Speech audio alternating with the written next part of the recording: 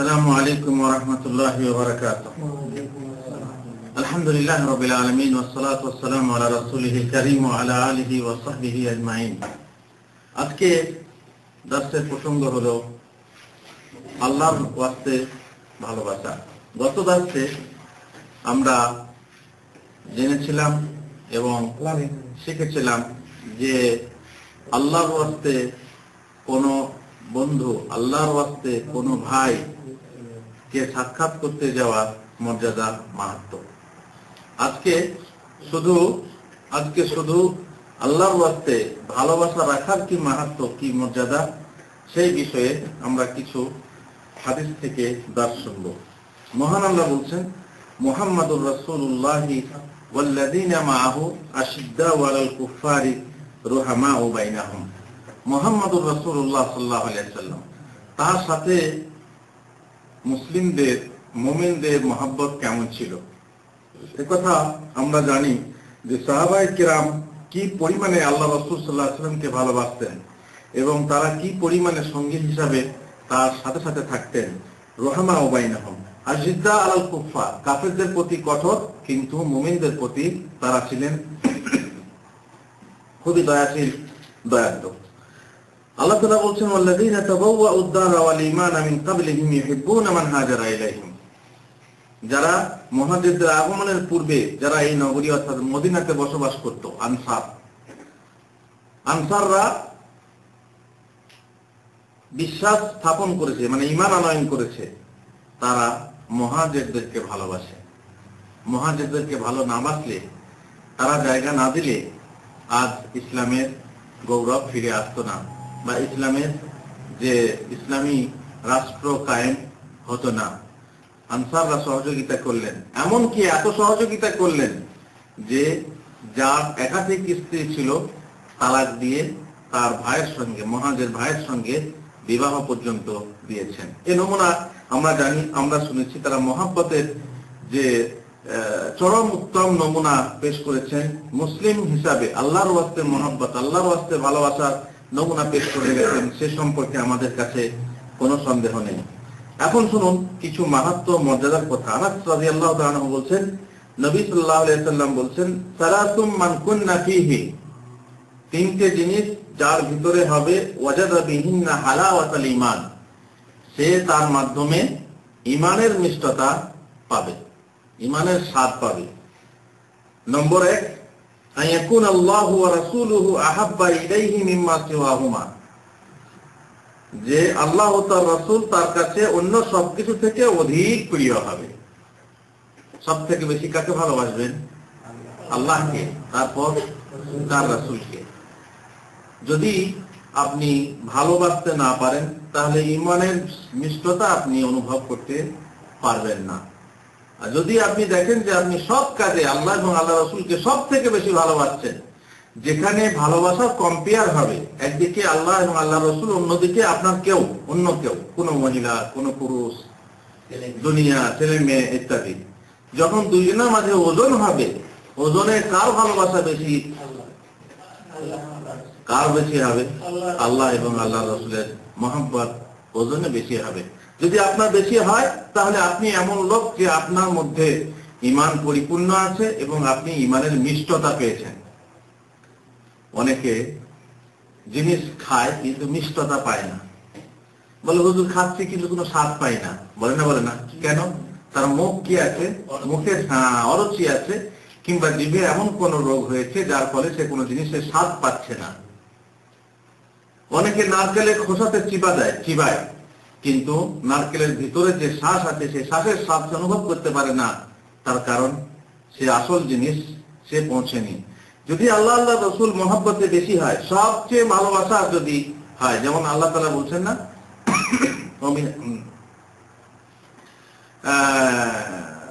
ومن الناس من يتخذ اندادا من دون الله يحبونهم كحب الله والذين آمنوا أشد حبا لله। যারা ঈমান এনেছে তারা বেশি কাকে ভালোবাসে? আল্লাহকে ভালোবাসে, আল্লাহকে তারা বেশি ভালোবাসে। তো সুতরাং যদি আপনি আল্লাহ এবং তার রাসূল সবার থেকে বেশি ভালোবাসেন, তাহলে আপনি ঈমানের স্বাদ পাবেন। ওয়া ইউহিব্বুল মারউ লা ইউহিব্বুহু ইল্লা লিল্লাহ, আর আপনি কোন মানুষকে ভালোবাসলে কার জন্য ভালোবাসবেন? আল্লাহর জন্য ভালোবাসবেন। وأن يكره أن يعود في الكفر بعد أن قضاه الله منه كما يكره أن يقذف في النار। কুফরি থেকে তাকে আল্লাহর বাঁচানোর পর পুনরায় তাতে ফিরে যাওয়াকে এমন অপছন্দ করবে যেমন সে নিজেকে আগুনে নিক্ষিপ্ত করাকে অপছন্দ করে। আল্লাহ তাআলা আমাদেরকে কুফরি থেকে বাঁচিয়েছেন না বাঁচাননি? কিভাবে? আল্লাহ তাআলা আমাদেরকে মুসলমান ঘরে জন্ম দিয়েছেন, আর যারা নমুসলিম আল্লাহ তাদেরকে কুফরি ঘরে জন্ম দেওয়ার পরেও হিদায়াত দিয়ে তাকে কুফরি থেকে বাঁচিয়েছেন, জাহান্নাম থেকে বাঁচিয়েছেন। বাঁচানোর পর যদি আমরা নিজে নিজে আবার ফিরে যাই, ওমাই ইয়ারতাদ মিনকুম আন দীনিহি ফায়ামুত ওয়া হুয়া কাফিরুন ফাউলাইকা হাবিতাত আমালুহুম ফিদ দুনিয়া ওয়াল আখিরাহ। যে ব্যক্তি মুরতাদ হয়ে মারা যাবে তার কি হবে? সে কাফের হয়ে মরবে, আর তার দুনিয়া আখিরাতের সমস্ত আমল বরবাদ হয়ে যাবে। আমরা মুসলমান হওয়ার পর আবার কাফের হয়ে যাওয়াটাকে এমন অপছন্দ করব যেমন আগুনে ঝাঁপিয়ে পড়তে অপছন্দ করি। আমরা কি চাইবো কেউ আগুনে পড়তে? না, অসম্ভব। আগুনে সামান্য গরম আমরা সহ্য করতে চাই না।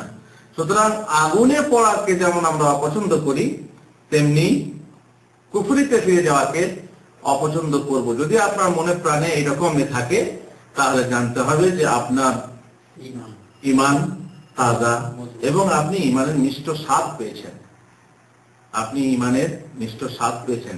যে আসলে ঈমানের স্বাদ পাবে সে কোনোদিন সেখান থেকে ফিরে আসবে না, কোনোদিন ফিরবে না। নামাজ অনেকে পড়ে নামাজের স্বাদ পায় না, ফলে নামাজ পড়ে আর ছাড়ে, নামাজ পড়ে আর ছাড়ে। যে নামাজের স্বাদ পেয়েছে সে কোনোদিন নামাজ ছাড়বে না, কোনো দিন ছাড়বে না। যে জিনিসে মজা পাওয়া যায় সেই জিনিসকে ছাড়া বড় মুশকিল। আবু হুরায়রা থেকে বর্ণিত মুহাম্মদ রাসূলুল্লাহ সাল্লাল্লাহু আলাইহি ওয়াসাল্লাম বলেছেন, মহব্বতের মানে আল্লাহর রাস্তায় ভালোবাসার ফজিলত। 7 ব্যক্তি কিয়ামতের দিনে আল্লাহর আরশের ছায়া পাবে, যার ছায়া ছাড়া আর কোনো ছায়া থাকবে না। কিয়ামতের দিন সূর্য নিকটবর্তী হবে এবং রৌদ্রের তাপ থাকবে, প্রখর রৌদ্র, আর সেই রৌদ্রের ফলে ঘাম হবে। মানুষের ঘামে অনেকে হাঁটু বরাবর, অনেকে কোমর বরাবর, অনেকে বুক বরাবর, অনেকে নাক বরাবর ডুবে থাকবে, তাই না? আর মাটির নিচে ঘাম 70 হাত চুনে যাবে, এত ঘাম হবে। সেই ঘামের যে রস যেমন শোষণ হয় মাটির নিচে, 70 হাত চলে যাবে। সেই প্রখর রৌদ্রের দিনে 7 প্রকার ব্যক্তি আল্লাহর আরশের নিচে ছায়া পাবে। সেই 7 ব্যক্তি কে কে? ইমামুন আদিল, ন্যায়পরায়ণ বাদশাহ, যিনি স্বৈরাচারী নন, যিনি স্বেচ্ছাচারিতা করেন না, যিনি অন্যায় অবিচার করেন না, প্রজাদের মাঝে কোন রকমের দুর্নীতিকে প্রশ্রয় দেন না, যিনি সুবিচার করেন, ন্যায়পরায়ণতা করেন, ন্যায়পরায়ণ বাদশাহ। নম্বর 2, শাবুন নাশা ফি ইবাদাতিল্লাহ, যে যুবক আল্লাহর ইবাদতে বড় হয়েছে, তার যৌবনটা কিসে কাটিয়েছে? আল্লাহর ইবাদতে। এমন যুবক আল্লাহর আরশের নিচে ছায়া পাবে। ওয়ারাজুলুন কলবুহু মুআল্লাকুম বিল মাসাজিদ, আর সেই ব্যক্তি যার হৃদয় মসজিদের সঙ্গে লটকে থাকে। কিভাবে লটকে থাকে? সবসময় মসজিদের দিকে মন পড়ে থাকে। আজান হলো, নামাজ পড়ে বসেই থাকলো, না মসজিদ থেকে যেতে মন হয় না, মসজিদ থেকে ঘর যেতে ইচ্ছা হয় না। অবশ্য ঘরের সাথে যদি ঝগড়া হয়, বইয়ের সঙ্গে ঝগড়া আছে, এখন কোথাও জায়গা নেই, তখন মসজিদে বসে, সেটা করতে না। উদ্দেশ্য হলো যে আপনার সব ঠিক আছে, কিন্তু তবুও মসজিদের প্রতি আপনার মহব্বত আছে। মহব্বত থাকার জন্য মসজিদের সাথে আপনার মনটা লটকে আছে, মসজিদ থেকে ঘর যেতে ইচ্ছা হয় না। আর যদি ঘরে যান তো আবার কান খাড়া থাকে যে আযান কখন হবে, কখন মসজিদে যাব। এমন লোক রাজুলুন কলবুহু মুআল্লাকুম বিল মাসাজিদ, কাল আরশের নিচে ছায়া পাবে। আর ওই ব্যক্তি রাজুলানি তাহাব্বা ফিল্লাহি ইজতামা আলাইহি ওয়া তাফাররাকা আলাইহি, এমন ব্যক্তি যে আল্লাহর ওয়াস্তে কারো সঙ্গে বন্ধুত্ব করে, আর ওই বন্ধুত্বের খাতিরে জমা হয়, আর বন্ধুত্বের খাতিরে কি হয়? বিচ্ছিন্ন হয়। হয় মারা যায়, আর না হয় বিচ্ছিন্ন। আল্লাহর ওয়াস্তে বন্ধুত্ব কিসের জন্য? মহব্বতটা কিসের জন্য, ভালোবাসা কিসের জন্য? আল্লাহর জন্য, আল্লাহকে রাজি করার জন্য। সে ব্যক্তি আল্লাহকে ভালোবাসে অথবা আল্লাহ তাকে ভালোবাসেন এ জানে বলে তার সঙ্গে সে ভালোবাসা স্থাপন করে, আর তার জন্য কাল কিয়ামতের দিনে আরো সে নিচে ছায়া পাবে। ওয়ারাজুলুন যাতহু ইমরাআতুন যাতু মানসাবিন ওয়া জামাল, এমন ব্যক্তি যে ইউসুফ আলাইহিস সালামের মতো একজন প্রভাবশালিনী, একজন বংশোচ্চ বংশীয়া এবং সুন্দরী মহিলা, যে ব্যভিচারের জন্য আহ্বান করে, কিন্তু সে বলে ফাকালা ইন্নী আখাফুল্লাহ, আমি আল্লাহকে ভয় করি, আমি আল্লাহকে ভয় করি। কোন ভয়ে না, বা সুযোগ হলো না তার জন্য না, লোক আছে লোক জানাজানি হবে তার জন্য না, বরং কোনো বাধা নেই। বাধা না থাকা সত্ত্বেও যখন সে বলে আখা ইন্নী আখাফুল্লাহ, সেই ব্যক্তি কাল কিয়ামতের দিনে আরো সে ছায়া পাবে। ওয়ারাজুলুন তাসাদ্দাকা বিসাদাকা, আর এমন ব্যক্তি যে সাদকা করে ফাআখফাহা হাত্তা লা তা'লামা শিমালুহু মা তুনফিকু ইয়ামিনু, 6 নম্বর ব্যক্তি সে যে সাদকা করার সময় এমন গোপনে করে যে তার ডান হাত যা সাদকা করে বাম হাত পর্যন্ত জানতে পারে না। তাহলে এত গোপন করে। প্রকাশ্যে সাদকা দেওয়া যায় না, না যায়? যায়, কিন্তু গোপনে এই জন্য দেয় যাতে করে আল্লাহ ছাড়া আমার এই খবর কেউ না জানে, আর আল্লাহর কাছে আমি বদলা নেব। এই উদ্দেশ্যে যখন সে এত গোপন করে যে ডান হাত যা খরচ করে বাম হাতও বুঝতে পারে না, তার মানে খুব গোপনে, এমনকি তার স্ত্রী জানতে পারে না, তার ছেলেমেয়েরা জানতে পারে না। সালাদের কেউ কেউ ছিলেন আল্লাহর জন্য কাঁদতেন, রাত্রে কাঁদতেন, স্ত্রী শুয়ে থাকতো, স্ত্রীও জানতে পারতো না যে আমার স্বামী আল্লাহর জন্য কাঁদছে। এই পরবর্তী 7 নম্বর লোককে ওয়ারাজুলুন যাকারাল্লাহ খালিয়ান, এমন ব্যক্তি যে আল্লাহকে নির্জনে স্মরণ করে, তাফাদাত আইনাহু, তার চোখ দুটি কি হয়, পানি পূর্ণ হয়ে যায়, অশ্রু পূর্ণ হয়ে যায়, অশ্রু সজল হয়ে যায়, আল্লাহকে স্মরণ করে, আল্লাহর ভয়ে, আল্লাহ জাহান্নামের ভয়ে সে কান্না করে। ফলে সে আরে গোপনে কান্না, এ হচ্ছে কার জন্য কান্না? গোপনে কান্না, আল্লাহর জন্য কান্না। এই 7 ব্যক্তি কাল কিয়ামতের দিনে আরো সে ছায়া পাবে। আর আমাদের এখানে উদ্দেশ্য কি ছিল? যে আল্লাহর ওয়াস্তে যে ভালোবাসবে সে কিয়ামতের দিনে আল্লাহর আরো সে ছায়া পাবে। অন্য এক হাদিসে রাসূলুল্লাহ সাল্লাল্লাহু আলাইহি ওয়াসাল্লাম বলেন, আল্লাহ তাআলা ইয়াকুলু ইয়াউমাল কিয়ামাহ, আল্লাহ তাআলা কিয়ামতের দিনে বলবেন, আইনাল মুতাহাব্বুনা বিজালালি আল-ইয়াউম উযিল্লুহুম ফি যিল্লি ইয়াউমা লা যিল্লা ইল্লা যিল্লি। ওই হাদিসের সমর্থনে এই হাদিস, আল্লাহ তাআলা কিয়ামতের দিন বলবেন, আমার মহিমা ও শ্রেষ্ঠত্বের জন্য পরস্পরকে যারা ভালোবেসেছিল তারা কোথায়? আল্লাহ তাআলা ডাক দিয়ে বলবেন, কোথায় তারা? যারা আমার মহিমার জন্য, মানে আমার নিজে, আমার জন্য, আমার সত্তার জন্য, আমার মহিমার জন্য, আমার শ্রেষ্ঠত্বের জন্য যারা ভালোবেসেছিল, আপসে ভালোবাসা স্থাপন করেছিল, তারা কোথায়? আজকের দিন আমি তাদেরকে আমার ছায়ায় আশ্রয় দেব, যেদিন আমার আরশের ছায়া ছাড়া অন্য কোনো ছায়া থাকবে না। ওই হাদিসটাই সমর্থনে এটা একটা আলাদা হাদিস। বোঝা গেল কি, যারা আপসে ভালোবাসা স্থাপন করে কেবলমাত্র আল্লাহর ওয়াস্তে, আল্লাহর জন্য, আর আল্লাহর জন্য মানে বুঝতে পারছেন, বাদশা মিয়ার বাক্কালা আছে, বাক্কালায় মাল সস্তা পাবো বলে আমি বাদশাকে ভালোবাসি। ইমদাদ ভাই গাড়ির ওখানে গাড়ি সাহস করেন, ওখানে গাড়ির সাহস আমার ভালোভাবে হবে, পার পেয়ে যাব বলে, তাড়াতাড়ি ভালোভাবে পার পেয়ে যাবো বলে তার সঙ্গে আমার ভালোবাসা আছে। সাত্তার ভাইয়ের মাজরা আছে, মাজরা থেকে কিছু ফল ফসল পাবো, এই লোভে তার সঙ্গে আমার ভালোবাসা আছে। অমুকজন পাসপোর্ট অফিসে চাকরি করে, তার পাসপোর্ট অফিসের কোনো ব্যাপার, কোনো একামার ব্যাপার হলে পরে আমি তার সহযোগিতা পাবো বলে আমি তাকে ভালোবাসি, তাকে খাওয়াই, তাকে দাওয়াত দিয়ে ইত্যাদি। এসব না, দুনিয়ার স্বার্থে আমি ভালোবাসা করি নাই। কিসের স্বার্থে? কেবলমাত্র আল্লাহর স্বার্থে ভালোবাসা করেছে, এই জন্য যে আল্লাহ তাকে ভালোবাসেন অথবা সে আল্লাহকে ভালোবাসে। আবু হুরায়রার আরেকটা হাদিস, রাসূলুল্লাহ সাল্লাল্লাহু আলাইহি ওয়াসাল্লাম বলেছেন, ওয়াল্লাযী নাফসি বিয়াদিহি লা তাদখুলুল জান্নাতা হাত্তা তুমিনু, আল্লাহর কসম, ঈমান না আনা পর্যন্ত তোমাদের কেউ জান্নাতে যাবে না। আর সত্যি তাই, ঈমান ছাড়া কেউ জান্নাতে যাবে না? না, লা তাদখুলুল জান্নাতা ইল্লা নাফসুম মুমিনা, মুমিন নফস ছাড়া, ঈমানদার ব্যক্তি ছাড়া কেউ জান্নাতে যাবে না। ওয়ালা তুমিনু হাত্তা তাহাব্বু, আর তোমাদের ঈমান পূর্ণ হবে না যতক্ষণ না আপসে সম্প্রীতি, ভালোবাসা কায়েম করেছো। আপসে যদি ভালোবাসা কায়েম না করতে পারো, পূর্ণ মুমিনও হবে না। আলা আওয়ালা আদুল্লুকুম আলা শাইইন ইযা ফাআলতুমুহু তাহাবাবতুম, আমি কি তোমাদেরকে এমন জিনিসের কথা, এমন আমলের কথা, এমন কাজের কথা বলে দেবো না যে কাজ করলে তোমরা আপসে সম্প্রীতি করতে পারবে, ভালোবাসা করতে পারবে। ভালোবাসতে লাগবে, এক অপরকে ভালোবাসতে লাগবে। কি সে কাজ? আফসুস সালাম বাইনাকুম, আপসে সালাম প্রচার করো। আপসে সালাম প্রচার করলে কি হয়? সম্প্রীতি বা বৃদ্ধি হয়, ভালোবাসা লাভ হয়। আপনি যখন সামনে আসবেন, সালাম আলাইকুম ওয়া রাহমাতুল্লাহ, আমি সালামের জবাব দেবো, এতে কি হলো? ভালোবাসা বৃদ্ধি পাবে। আর আপনি পাশ দিয়ে পার হয়ে গেলেন, আমিও পাশ দিয়ে পার হলাম, না আপনি সালাম দিলেন না আমি সালাম দিলাম, মাঝখান থেকে কি হলো? মনের ভিতরে দেখ সালাম দিল না, আমি তখন বলবো আমি হুজুর মানুষ, আমাকে সালাম দিল না। আর আপনি হয়তো বলবেন হ্যাঁ হুজুর হয়ে আমাকে সালাম দিল না, দিয়ে মাঝখান থেকে ভালোবাসার জায়গাতে কি হবে? বিদ্বেষ সৃষ্টি হবে, ঘৃণা সৃষ্টি হবে, এক অপরের প্রতি ঘৃণা হবে। এই জন্য সালাম এমন জিনিস, সালাম মানে শান্তি, আর সালাম মানে অভিবাদন, এক অপরকে অভিবাদন জানানো, এই সালাম দিয়ে এক অপরকে স্বাগত জানানো। এতে কি হয়? ভালোবাসা সৃষ্টি হয়। আপসে সালাম প্রচার করো। এমনকি তুমি বাড়িতে যখন যাবে সালাম দাও, স্ত্রীকে সালাম দাও, মাকে সালাম দাও, ছেলে মেয়েকে সালাম দাও, ছোট বাচ্চাদেরকে সালাম দাও। সালাম সালাম সব জায়গায় সালাম। সালাম দিলে পরে সম্প্রীতি কায়েম হবে, সম্প্রীতি প্রতিষ্ঠা হবে। বেশ, আর একটা হাদিস আবু হুরায়রা, আন্না রাজুলান যারা আসাল্লাহু ফি কারিয়াতিন উখরা, এই হাদিসটা আমরা গত দর্শে শুনেছি যে এক ব্যক্তি অন্য কোন গ্রামে তার ভাইয়ের সঙ্গে সাক্ষাৎ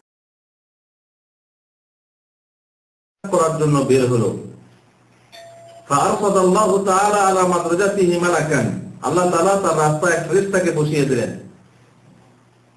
তারপরে ইন্নাল্লাহ কাদ তাযাক্কারা হাদিসে বলা হয়েছে, তাকে হাদিস যে গতবার আপনারা শুনেছেন, যখন সে বলবে যে আমি কেবল সেই ভাইকে সাক্ষাৎ করার জন্য যাচ্ছি, তখন ফেরেশতা বলবেন যে অন্য কোনো স্বার্থে, অন্য কোনো উদ্দেশ্যে যাচ্ছ কিনা? সে বলবে না, এছাড়া আমার অন্য কোনো উদ্দেশ্য নেই, আমি তাকে আল্লাহর ওয়াস্তে ভালোবাসি। ফেরেশতা যখন বলবেন ইন্নাল্লাহ কাদ আহাব্বাকা কামা আহবাবতাহু ফি, তুমি জেনে নাও আমি আল্লাহর পক্ষ থেকে এসেছি এই কথা জানাবার জন্য যে তুমি যেমন তোমার ভাইকে আল্লাহর ওয়াস্তে ভালোবেসেছো, তেমনি আল্লাহ তোমাকে ভালোবেসেছেন।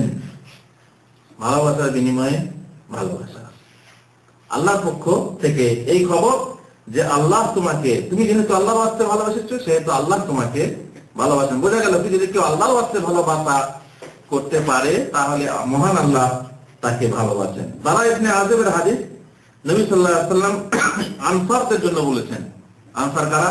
বাদশা আনসার কারা?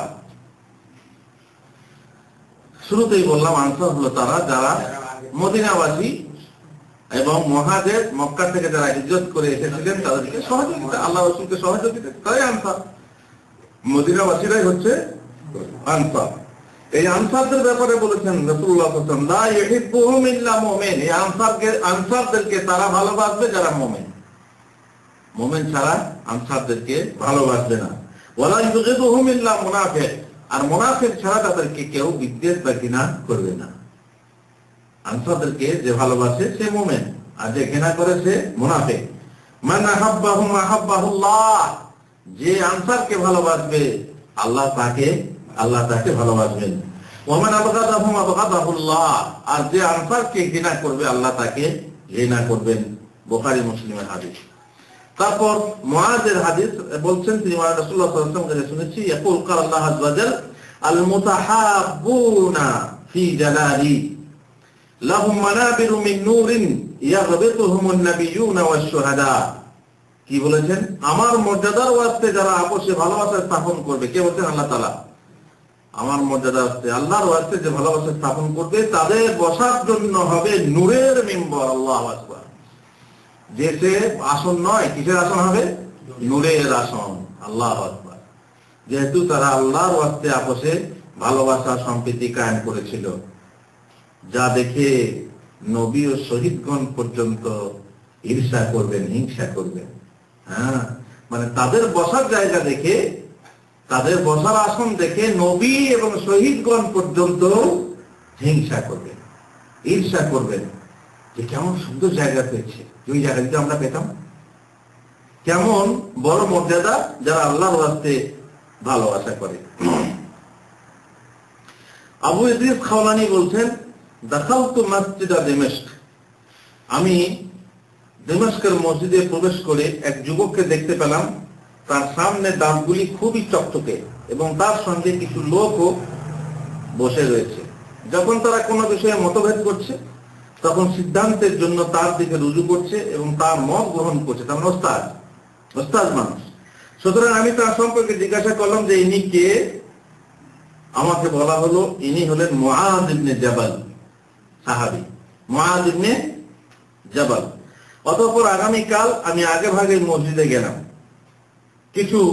কিন্তু দেখলাম সেই যুবকটি আমার আগেই পৌঁছে গেছেন এবং তাকে নামাজরত অবস্থায় পেলাম। সুতরাং তার নামাজ শেষ হওয়া পর্যন্ত আমি অপেক্ষা করলাম।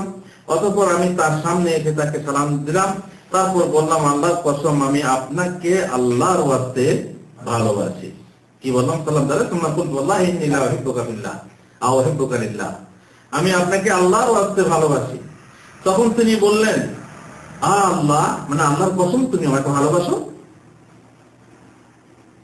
ফাকালা আল্লাহ, তো আমি বললাম কি যে হ্যাঁ আমি সত্যি আল্লাহর কসম করে বলছি আমি আপনাকে আল্লাহর ওয়াস্তে ভালোবাসি। পুনরায় তিনি আবার কসম করালেন, তারপর কসম করে বললেন যে সত্যি তুমি আল্লাহর ওয়াস্তে ভালোবাসো আমাকে? ফাআখাযানি বিহাবওয়াতি রিদাই, তিনি আমার চাদরের আঁচল ধরে আমাকে তার দিকে টানলেন। তারপরে বললেন, আবশির, সুসংবাদ নাও, তুমি সুসংবাদ নাও। ফাইন্নী সামি'তু রাসূলুল্লাহ সাল্লাল্লাহু আলাইহি ওয়াসাল্লাম ইয়াকুল, আমি রাসূলুল্লাহ সাল্লাল্লাহু আলাইহি ওয়াসাল্লামকে বলতে শুনেছি, ক্বাল আল্লাহু তাআলা, আল্লাহ বলেছেন। তার মানে কি হাদিসে কুদসি, ওয়াজাবাত মাহাব্বাতি লিল মুতাহাব্বিনা ফিয়া ওয়াল মুতাজালিসিনা ফিয়া ওয়াল মুতাযাওয়িরিনা ফিয়া ওয়াল মুতাবাযিলিনা ফিয়া। আল্লাহ তাআলা কি বলছেন? আমার সন্তুষ্টি লাভের জন্য যারা পরস্পরের মধ্যে মহব্বত রাখে, একে অপরের সঙ্গে ওঠা বসা করে, বসে, একে অপরের সাথে সাক্ষাৎ করে এবং একে অপরের জন্য খরচ করে। পয়সা খরচ করে কার জন্য? আল্লাহ মহব্বতে ভালোবাসার জন্য। তাদের জন্য আমার মহব্বত ও ভালোবাসা ওয়াজিব হয়ে যায়। কার ভালোবাসা? আল্লাহ বলছেন তাদের জন্য আমার মহব্বত ও ভালোবাসা অনিবার্য হয়ে যায়, ওয়াজিব হয়ে যায়। সুতরাং এই হলো আল্লাহর ওয়াস্তে ভালোবাসার মর্যাদা। অন্য এক হাদিসে নবী সাল্লাল্লাহু আলাইহি ওয়াসাল্লাম বলছেন যে আহাব্বার রাজুলু আখাহু ফালিয়ুখবিরহু আন্নাহু ইউহিব্বু। এখানে একটা মানে এই প্রসঙ্গেই একটা হুকুম বা বিধান যে যদি আপনি কাউকে আল্লাহর ওয়াস্তে ভালোবাসেন, এই ভালোবাসার কথা তাকে আপনি জানিয়ে দেন। যদি আপনি কাউকে আল্লাহর ওয়াস্তে কোনো লোককে ভালোবাসেন, তাহলে এই ভালোবাসার কথা আপনি তাকে জানিয়ে দেন। কারণ যাকে ভালোবাসেন সেই যদি আপনার ভালোবাসার কথা জানতে না পারলো তাহলে লাভ হবে না। ভালোবাসার মানেই হলো দুটো পক্ষ, তাই না? হাবিব ও মাহবুব, ভালোবাসাকারী, প্রেমিক ও প্রেমিক।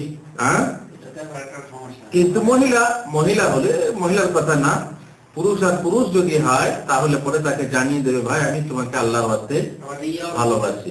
না রিয়া না, আপোষে দুজন কেবল, অন্য কেউ নাই। তখন বলবে ইন্নী উহিব্বুকা ফিল্লাহ, তখন তার উত্তরে সে বলবে আহাব্বাকাল্লাযী আহবাবতানি ফি। যখন আপনাকে এসে কেউ বলবে ভাই আমি আপনাকে আল্লাহর ওয়াস্তে ভালোবাসি, তখন কি বলতে হয়? আহাব্বাকাল্লাযী আহবাবতানি ফি। তার মানে সেই আল্লাহ আপনাকে ভালোবাসুন যার ওয়াস্তে আপনি আমাকে ভালোবাসেন। এই কথা তাকে আপোষে এক অপরকে জানাজানি করবে, জানিয়ে দেবে। মুআয রাদিয়াল্লাহু আনহু বলছেন, রাসূল সাল্লাল্লাহু আলাইহি ওয়াসাল্লাম আখাযা বিয়াদে, তার হাত ধরে বলেছেন, ইয়া মুআয ওয়াল্লাহি ইন্নী লা উহিব্বুক, আল্লাহর কসম আমি তোমাকে ভালোবাসি। আল্লাহু আকবার, কসম দিয়ে বলছেন মুআয আমি তোমাকে ভালোবাসি। সুম্মা উসিকা ইয়া মুআয, তারপর আমি তোমাকে ওসিয়ত করছি। বোঝা গেল কি যে কোনো ভালোবাসার লোককে তার হাত ধরে ভালোবাসার কথা জানিয়ে ওসিয়ত করতে হয়। কাউকে ত্রুটি দেখলেন, ভুল দেখলেন, কিংবা কোন একটা উপদেশ দেবেন, তার হাত ধরুন, আমি তোমাকে ভালোবাসি ভাই, তোমার জন্য আমি হিতাকাঙ্ক্ষী, আমি তোমাকে ভালোবাসি। তেমনি আল্লাহ রাসূল সাল্লাল্লাহু আলাইহি ওয়াসাল্লাম মুআযকে বললেন যে আমি তোমাকে ভালোবাসি আর তোমাকে নির্দেশ দিতে চাই, ওসিয়ত করতে চাই। কি ওসিয়ত সেটা? লা তাদআন্না ফি দুবুরি কুল্লি সালাতিন তাকুল, তুমি প্রত্যেক নামাজের শেষাংশে বলবে, এই দোয়াটা বলবে প্রত্যেক নামাজের শেষাংশে, মানে সালাম ফেরার আগে এই দোয়াটা বলবে। কি দোয়া? আল্লাহুম্মা ইন্নী আলা যিকরিকা ওয়া শুকরিকা ওয়া হুসনি ইবাদাতিক। খুব সুন্দর একটা দোয়া। এই দোয়া ভালোবাসার মানে হাওয়ালা দিয়ে একটা খাস ওসিয়ত করে মুআযকে বললেন তুমি প্রত্যেক নামাজের শেষাংশে এই দোয়াটা বলবে যে হে আল্লাহ, তোমার জিকির করা, তোমার কৃতজ্ঞতা প্রকাশ করা এবং উত্তম রূপে তোমার ইবাদত করার ব্যাপারে আমাকে সাহায্য করো। তোমার জিকির করার জন্য আমাকে সাহায্য করো, তোমার শুকর করার জন্য আমাকে সাহায্য করো, আর তোমার ভালো ইবাদত করার জন্য আমাকে সাহায্য করো। ইবাদত তো করা হয় অনেক সময় ভালো হয় না, এই জন্য ভালো ইবাদত যাতে করতে পারি তার জন্য আমাকে সাহায্য করো। যেহেতু লা হাওলা ওয়ালা কুওয়াতা ইল্লা বিল্লাহ, আপনি যতই ইবাদত করুন, যা করুন করুন, কিন্তু আল্লাহর সাহায্য ছাড়া সেটা পরিপূর্ণ হতে পারে না, আল্লাহর সাহায্য ছাড়া সেটা ভালো হতে পারে না। এই জন্যই মুহাম্মদ রাসূলুল্লাহ সাল্লাল্লাহু আলাইহি ওয়াসাল্লাম খাস ওসিয়ত করে মুআযকে বললেন তুমি নামাজের শেষে আল্লাহর কাছে চেয়ে নিও যেন তুমি আল্লাহর ভালো ইবাদত করতে পারো, ভালো শুকর করতে পারো, ভালো জিকির করতে পারো। অন্য এক হাদিসে নামাজের শেষে ওই আপনার এই উপহাস পড়ে শেষাংশে মানে সালাম ফেরার আগে যে সময় মোনাজাতের সময় ওই আরবি ভাষা দ্বারা কোনো না না না আপনি আরবি ভাষাতে এই সমস্ত দোয়া যেগুলো দোয়ায়ে মাসুরা আছে পড়বেন। অন্য হাদিসে أن رجلا كان عند النبي صلى الله عليه وسلم فمر رجل به فقال يا رسول الله إني لا أحب هذا। রাসূলুল্লাহ সাল্লাল্লাহু আলাইহি ওয়াসাল্লামের কাছে বসেছিল, তারপরে এক লোক পার হয়ে গেল, তখন এই লোকটা আল্লাহ রাসূলকে বললেন যে আমি এই লোকটাকে ভালোবাসি। এটা ওই আগেকার হাদিসের সাথে সম্পৃক্ত। হাদিসগুলো যদি একসঙ্গে বেশ কাছাকাছি করে উল্লেখ করা হতো খুব ভালো হতো, কিন্তু এইভাবে এই তারতিবেই বই এসেছে, সেই জন্য মানে কেটে কেটে বলতে হচ্ছে। কোন কোন সম্পৃক্ত যে আগে বলা হলো যে ব্যক্তি অপরকে ভালোবাসে সে যেন তাকে জানিয়ে দেয়, এর সাথে সম্পৃক্ত। তো রাসূলুল্লাহ সাল্লাল্লাহু আলাইহি ওয়াসাল্লাম যখন বললেন যে আমি একে ভালোবাসি, ফাকাল আল্লাহু নবী সাল্লাল্লাহু আলাইহি ওয়াসাল্লাম, আল্লাহ নবী সাল্লাল্লাহু আলাইহি ওয়াসাল্লাম তাকে জিজ্ঞেস করলেন আ'লামতাহু, তুমি কি ওকে জানিয়েছো যে তুমি তাকে ভালোবাসো? কাল আল্লাহ, সে বলল না আমি জানাইনি। কাল আলিমহু, তুমি ওকে জানিয়ে দাও। ফালা ইয়াকাহু, তখন তার পেছনে পেছনে গেল। ফাকালা ইন্নী উহিব্বুকা ফিল্লাহ, সে বলল আমি তোমাকে আল্লাহর রাস্তায় ভালোবাসি। ও তখন জবাবে বলল ও আহাব্বাকাল্লাযী আহবাবতানি লাহ, সেই আল্লাহ তোমাকে ভালোবাসুন যার ওয়াস্তে তুমি আমাকে ভালোবেসেছো। এই হচ্ছে মানে নিয়ম বিধান, যে ভালোবাসা কাউকে ভালোবাসে তাকে জানিয়ে দিতে হয় এবং জানানোর সাথে সাথে তাকে কি জবাব কি বলতে হয় তারই বিধান। এই হলো আজকে ভালোবাসার বিধান, আল্লাহর ওয়াস্তে ভালোবাসার বিধান, আল্লাহর ওয়াস্তে ভালোবাসার মর্যাদা। আল্লাহ তাআলা যেন আমাদেরকে তৌফিক দেন যেন আমরা আল্লাহর ওয়াস্তে এক অপরকে ভালোবাসতে পারি, আর ভালোবাসা লাভে সম্প্রীতি লাভ করে আমরা ঈমান আনতে পারি, ঈমান এনে আমরা বেহেশতে যেতে পারি। ওয়া সাল্লাল্লাহু আলা নবিয়িনা মুহাম্মদ ওয়া আলা আলিহি ওয়া সাহবিহি আজমাইন।